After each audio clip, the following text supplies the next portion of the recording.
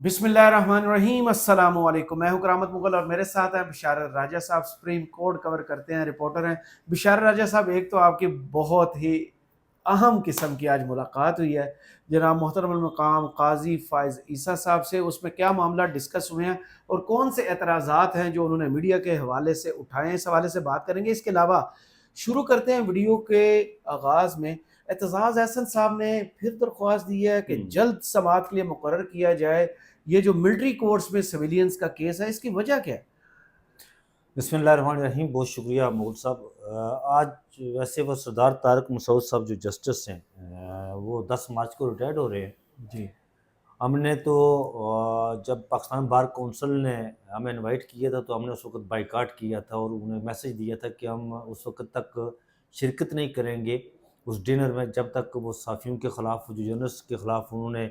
JIT और FIA वगैरह notice वगैरह किए हुए थे, जिसमें असद तूर साहब आपको पता है कि वो 10 गिरफ्तार दिनों से हैं, इमरान रियाज साहब गिरफ्तार हैं। इमरान रियाज साहब गिरफ्तार हैं और असद तूर 10 दिनों से FIA की जो है वो तहवील में है और जिस्मानी रिमांड उनके और पास इसमें है। डायरेक्ट काजी फायज ईसा साहब। उनका नाम भी आ रहा था, जी। बल्कि वो तो असद तूर तो थैंक यू चीफ जस्टिस कहता है हमेशा से जब भी वो पेशी पर आता है। जज्बाती इंसान है। तो नहीं, वो जज्बाती इंसान है, लेकिन मैं असद तूर आज भी कुछ जिक्र चला वो मैं उस मुलाकात के हवाले से आपको बताऊंगा। लेकिन असद तूर अगर वो जस्टिस उमर अता बंदियाल जब चीफ जस्टिस थे तो उस वक्त वो बात करते थे तो वो इनके लिए हीरो ठहरा हुआ था। और आज अगर वो इस वक्त चीफ जस्टिस काजी फाइसा के खिलाफ, अब देखिए खराब बात कोई नहीं करता, वो उस वक्त भी बात खिलाफ नहीं करता था, फैसलों पर आप फैसलों तनकीद पर करते हैं तनकीद और करता खुलकर था और करते हैं। आज भी वो तनकीद करता है, तो वो मातूब ठहरा। ये दोहरा मेयार जो है ना ये ख़त्म होना चाहिए। ये नहीं होना चाहिए कि आप किसी साफ़ी को जब आप फंसे हुए हों तो कोई साफ़ी आपकी मदद के लिए आए, वो आपके साथ खड़ा हो जाए हक सच की बयानियाँ लेकर, नैरेटिव लेकर, और आपके लिए वो हीरो बन जाए। और जब आप ईजी हूँ कुर्सी पर बैठे हों, ये कुर्सी जो जिसको कहते थे भुट्टो साहब भी कहते होते थे कि ये कुर्सी मेरे साथ चिमट गई है, वो किताबें बहुत सही है, मैं रिकमेंड करूँगा आपको, अगर वो पढ़ें आप तो पता चल जाएगा कि भुट्टो साहब किस तरह कहते थे कि ये कुर्सी जो है मेरे साथ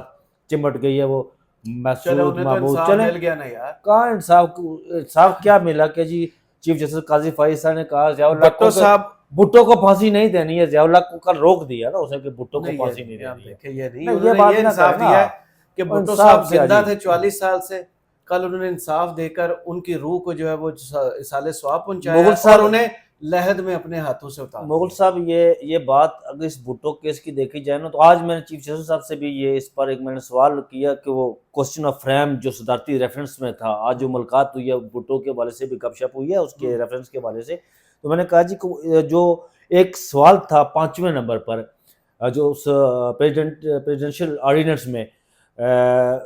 रेफरेंस में कि आसिफ जरदारी साहब ने 2011 में भेजा था कि क्या भुट्टो के इस्राक करानी अहकामात के पर अमल किया गया, तो इसमें आपने इस सवाल को ही छोड़ दिया, एक सवाल का जवाब दिया आपने, बाकी चारों सवालों को छोड़ दिया। 5 में से तो सिर्फ उन्होंने एक कहा सवाल जी का कि जवाब। इसमें हमें किसी ने मामलत, मैंने कहा जी आपके पास शरीयत कोर्ट मौजूद थी, आप ऑर्डर कर सकते थे किसी शरीयत कोर्ट के जज से, वो इस पर मामलत दे सकते। बड़े लायक लोग बैठे हुए हैं वहाँ पर, काबिल लोग बैठे हैं, फुकाहा कराम से, बल्कि किबला अयाज साहब से आप ले लेते इस और पर। माजरत के साथ फिर हाँ, आप पर वो गिला करेंगे। जब आपने नवाज शरीफ साहब की ताहियात नाअहली ख़त्म किया तो इस्लाम के जितने रेफरेंसेस माशाल्लाह से आपने दिए थे, आपको तो किसी मामलत की वहाँ ज़रूरत ही नहीं पड़ी थी कि इंसान जब चाहे माफ़ी मांग ले, माफ़ी का दरवाज़ा खुला। किसने सारी आज वो बात दुरुस्त है आपकी, लेकिन आज जो वहाँ तो मुलाकात इस्लाम से ही निकाली गई थी ना। मैं जो आज जो मुलाकात थी उस हवाले से थोड़ा सा हवाल बयान करूँ, उसके बाद जो आपका एतजाज हसन वाला जो रेफरेंस उन्होंने अपने जो पिटीशन दायर की है उस पर बात करूँगा। आज जब मैं मुलाकात में गए तो चीफ साहब आए हुए थे, मैं थोड़ा सा लेट हो गया क्योंकि मैं थोड़ा सा बाहर किसी और हाँ, मामले इकबाल में था। हमेशा लेट नहीं, पहुंचता इकबाल हमेशा मैं एक स्टोरी के पीछे काम कर रहा था, तो मैं थोड़ा सा कोई 2-4 मिनट लेट हो गया मैं। है। तो मैं जब वहाँ गया तो मैंने सलाम किया, वहाँ पर वो काफ़ी जर्नलिस्ट हमारे दोस्त बैठे हुए थे जो सुप्रीम कोर्ट कवर करते हैं, तो मैं भी कोने में जाकर दुबक के बैठ गया कोने में जाकर ना। तो दोस्त सवालात वगैरह ये टोटल ऑफ द रिकॉर्ड था सारा कुछ ना, जितना भी, कुछ लेकिन कुछ चीज़ें ऐसी थी जो कुछ उन्होंने होती है कहा चीजें आप कि नहीं बता सकते, कुछ होती है जो जेनेरिक डिस्कशन हाँ, वो उन्होंने कहा कि इस पर बात भी कर सकते हैं आप। एक तो जो FIA के हमारे यहाँ जो JIT की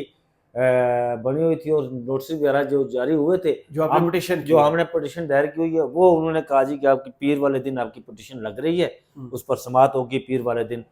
شہزاد شوکت صاحب جو پریزیڈنٹ ہیں سپریم کورٹ بار کے وہ ساتھ بیٹھے ہوئے تھے، تو انہوں نے کوئی صحافیوں کے حوالے سے سوال کیا، تو میں نے انہیں کہا جی کہ آپ نے تو صحافیوں کو بالکل چیف صاحب کے سامنے لا کر کھڑا کر دیا، کٹہرے میں کھڑا کر دیا، تو پھر اس پر کچھ ناگواری بھی گزری اور اس طرح کے معاملات، تو پھر کچھ اور چیزیں ایسی ہوئی ہیں کہ جس پر وہ انتخابات کے حوالے سے بھی کچھ معاملات انڈر ڈسکشن ہوئے کہ وہاں کیا ہوا۔ پھر ایک سوال جو ہمارے دوست نے کیا جب ہم وہ فوٹو سیشن ہو رہا تھا، تو قمر زیدی صاحب انہوں نے مجھے بڑے روکتے رہے دوست، جب میں سوال کرنے لگا تو میں نے کہا ٹھیک ہے میں نہیں کرتا سوال، لیکن قمر زیدی صاحب نے پوچھا کہ اچھا جو اس فوٹو فریم میں سارے آ جائیں تاکہ ایف آئی اے کے جو نوٹسز ہوتے ہیں آپ پر وہ اس کا کوئی افیکشن نہ ہو، افیکٹ نہ کرے، تو قاضی صاحب نے اس پر بھی بڑی ناگواری کا اظہار کیا۔ بات بھی غلط ہے یار، ایسے تھوڑی کہتے ہیں، تو چیف جسٹس صاحب پاکستان ہے وہ۔ دوسرا مغل صاحب نہیں، وہ بات تو ٹھیک ہے چیف جسٹس آف پاکستان ہے، تو ایک بات یہ بھی ہوئی کہ وہاں پر جب کوئی وکیل دلائل دے رہا ہوتا ہے تو ہمارے ایک دوست نے کہا کہ آپ کسی کو بولنے نہیں دیتے نا، تو ایسا میں نے کہا سر ایسا لگ رہا ہے کہ آپ دلائل دے رہے ہوتے ہیں، وہ وکیل کٹہرے میں کھڑا تھا، آپ دلائل دے رہے ہوتے ہیں۔ اس بار بھی تھوڑا سا بہرحال چلیں وہ ہو گیا۔ سنا آپ کے وی لاگس بھی دیکھتے ہیں؟ بس وی لاگس تو وہ سب کے دیکھتے ہیں، انہوں نے ذکر کیا آج کہ فلاں فلاں فلاں، انہوں نے جو سولو کرتا ہے اس کا بھی ذکر کیا کہ یہ فلاں بندہ سولو کرتا ہے، اسناد ملک صاحب کے حوالے سے کہ وہ سولو کرتے ہیں، اور ہمیں کہا گیا کہ آپ فلاں فلاں فلاں کے ساتھ بیٹھتے ہیں، اور نام بھی لیے گئے اس کا کہ جو ہے نا، اور وہ پھر یہ بھی کہا گیا کہ اچھا وہ سٹوریز بھی یاد ہوتی ہیں انہیں چیف جسٹس صاحب کو کہ اس سٹوریز پر آپ نے یہ جو ہے نا وہ کرٹیسزم کیا تھا، اس سٹوریز پر یہ فیکٹ تھے یہ نہیں تھے، یہ بھی بات آج ڈسکشن ہوئی ہے اس پر بھی۔ تو یہ ہے کہ آج پھر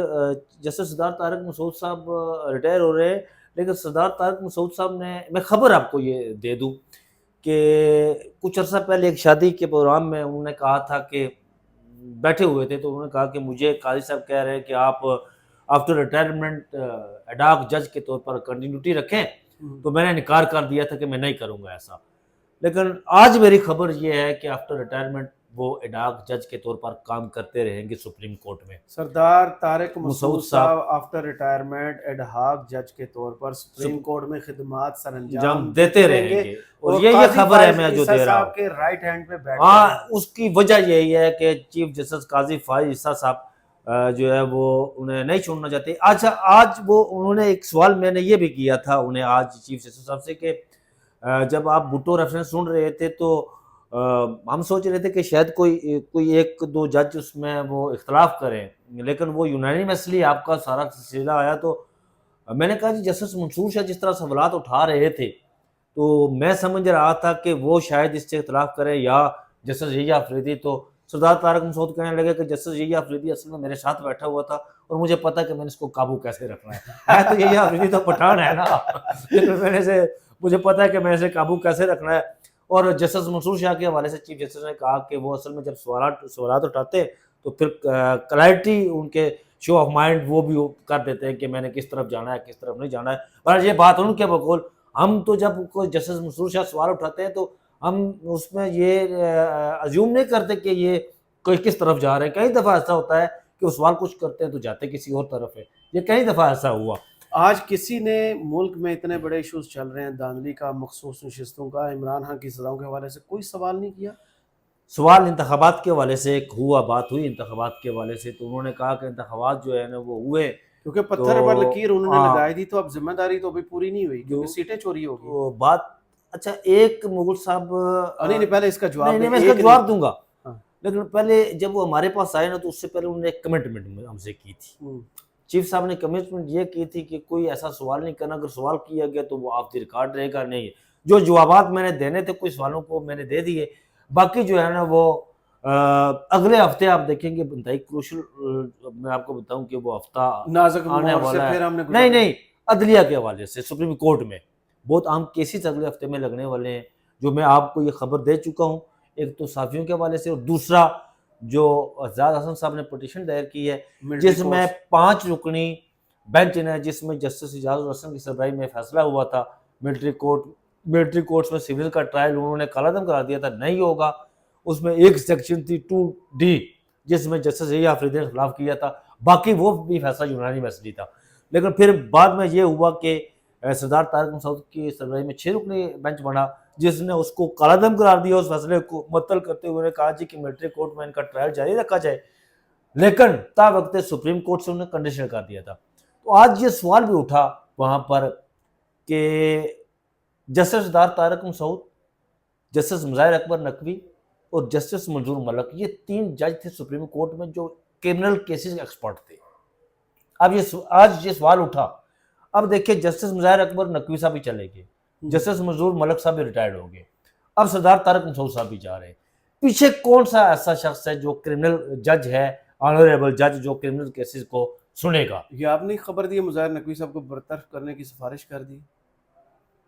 مس کنڈکٹ کا مرتکب قرار دے دیا سپریم جوڈیشل کونسل نے. ہاں جی، یہ تو خبر آئی ہے. جی تو یہ تو انہوں نے آج اس پر کیسز، آج اس پر فیصلہ بھی آنا تھا، اس کی حوالے سے بھی پوچھا بھی تھا کہ فیصلہ آنا ہے. جی تو وہ فیصلہ آ گیا ہے. تو اگر وہ اس میں آپ کریں کہ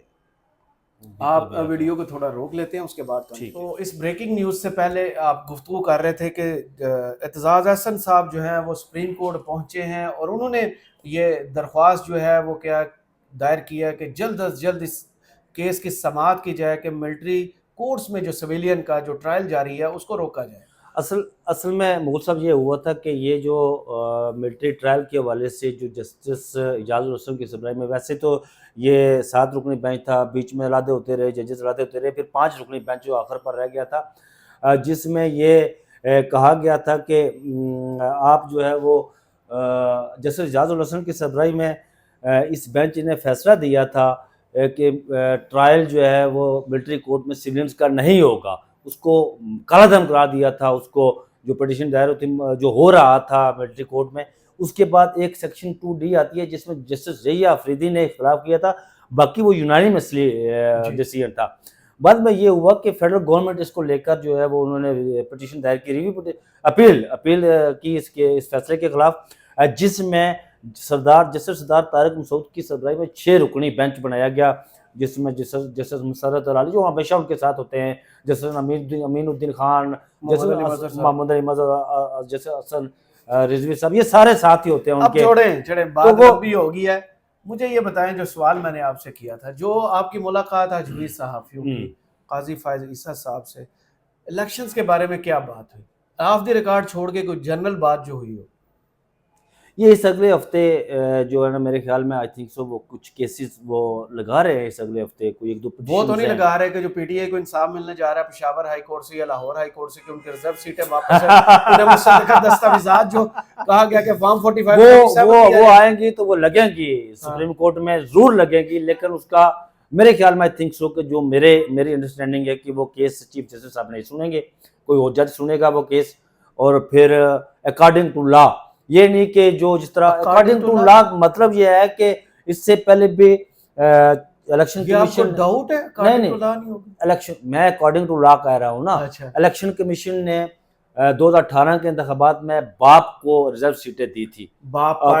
پارٹی کو، بلوچستان عوامی پارٹی. باپ سے مراد لوگ سمجھ لیتے ہیں نا اس میں تو. اچھا چلیں ٹھیک ہے، بلوچستان عوامی پارٹی جی، جس کے سربراہ جناب آج جو سرفراز بگٹی صاحب ہیں، یہ تھے صادق سنجرانی وغیرہ، یہ سارے لوگ پیپلز پارٹی کے وزیر اعلیٰ. ہاں جو وزیر اعلیٰ ہیں، یہ پیپلز پارٹی کے وزیر اعلیٰ نہیں ہے. اچھا پیپلز پارٹی کے وزیر اعلیٰ نہیں پیپلز پارٹی کے وزیر اعلیٰ نہیں ہے سر. میں آپ کو کہہ رہا ہوں کہ پیپلز پارٹی کے وزیر اعلیٰ. میں جمہوریت پہ یقین رکھنے والا ہوں. جمہوریت پہ یقین رکھتے ہیں لیکن آپ سچ پر یقین رکھیں نا، جمہوریت پر یقین رکھتے ہیں. آپ تو یہ نہ کہیں نا کہ ملک میں اگر آپ کے ملک میں آئین اور قانون کی پائمالی ہو رہی ہو تو آپ کہیں میں جمہوریت پر یقین رکھتا ہوں، یہ نہ کہیں. میں نے کب کہا؟ نہیں وہ جن کے ہیں سرفراز بگٹی صاحب جن کے ہیں تو ہیں نا جی، عوامی نمائندے. عوامی نمائندے بھی نہیں ہیں وہ، ان کے ہیں جن کے پاس، جن کی شہباز شریف نے کوئٹہ میں کھڑے ہو کر کہا تھا مسنگ پرسن کے حوالے سے جب بات ہوئی اختر مینگل صاحب نے، تو انہوں نے کہا جی کہ مینگل صاحب میں اختیارات والوں سے بات کروں گا، ارباب اختیار سے بات کروں گا. وہ ان کے بندے ہیں جن کے بارے میں اختر مینگل صاحب نے کہا تھا کہ میری ان سے بات ہوئی تو 25 لوگ میں چھڑوانے میں کامیاب ہوا. ٹھیک ہے، ہاں بالکل. بہت شکریہ بشار رضا صاحب، آپ کے تجزیے کا کمنٹس میں ضرور بتائیے گا. ویڈیو آپ کو کیسی لگی، اجازت دیجیے، اللہ حافظ.